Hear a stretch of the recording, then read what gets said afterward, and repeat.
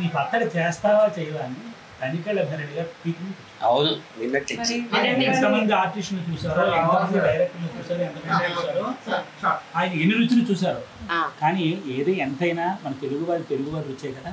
ఈ పనసకాయ పచ్చడి చేస్తాను అని అన్నందుకు చేస్తావా చేయమని చెప్పి పీకులు మీకు వచ్చినా ఇదంతా జరుగుతుంది మన బంగారు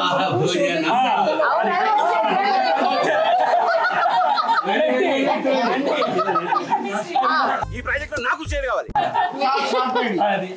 రండి ఇప్పుడు ఒక్కసారి మీరు ఇలా ఉండే పచ్చడి మీరు ఇచ్చే ఎక్స్ప్రెషన్ ఒక్కసారి కెమెరా. అందరికీ నమస్కారం. ఇవాళ మేము కోఠీవారి అగ్రహారం అమలాపురం దగ్గరలో షూటింగ్ చేస్తున్నాం, బంగారు మురుగి. ఆ సందర్భంగా మా సినిమాలో ఒక ప్రధాన పాత్ర వహిస్తున్న పళనిస్వామి గారు విశేషమైన వంటకం ఒకటి చేస్తున్నారు. దాని పేరు పనసకాయ పచ్చడి. ఇప్పటివరకు కూర వినుంటారు, పొట్టు వినుంటారు, ఇంకో రకరకాలుగా వినుంటారు, పనసకాయ బిర్యానీ వినుంటారు, కానీ పచ్చడి ఎప్పుడు వినుండరు, తినుండరు.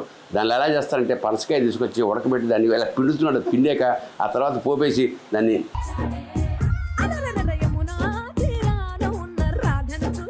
ఎట్లుంటుంది మరి మనతో